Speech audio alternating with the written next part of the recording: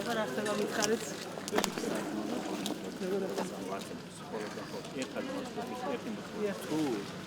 მოწყობაზე პრობლემა არ შეიძლება.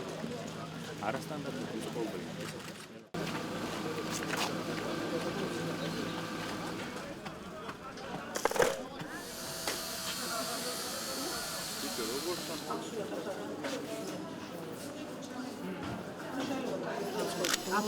აფრიკას და მას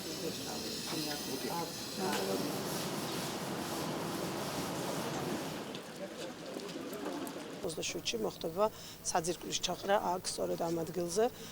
ნატო საქართველოს ერთობლივი სასწავლო ცენტრის თავად კწანისის სასწავლო ცენტრი გარკვეული ტიპის მზადყოფნაში რა თქმა უნდა არის იმიტომ რომ აქ პირველი წელი არ არის რომ ასეთი სწავლებები ტარდება თუმცა იმ მიზნებისთვის რაც ამ ცენტრს აქვს რაც შეიტექს აქვს აქ ძალიან ბევრი რამე იქნება შემდეგ კიდევ გასაკეთებელი რაც უკვე ერთობლივად ჩვენი და ნატოს კონსულტანტების და იმ გუნდების რომლებიც ჩამოვლენ საქართველოს პერიოდულად და რომელიც უკვე მუდმივად და პერმანენტულად იყოფება საქართველოში ერთობლივი ცდელობის შედეგად გაკეთდება. აქ მე ვფიქრობ რომ მზადება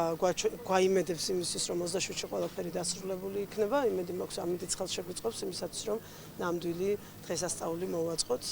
პატარა მცირე მასშტაბის, მაგრამ ძალიან მნიშვნელოვანი დღესასწაული საქართველოს ნატოს ურთიერთობების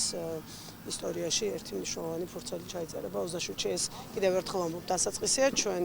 შემდეგი თვეების განმავლობაში კიდევ რამოდენიმე ასეთი ღონისძიება გვექნება სხვადასხვა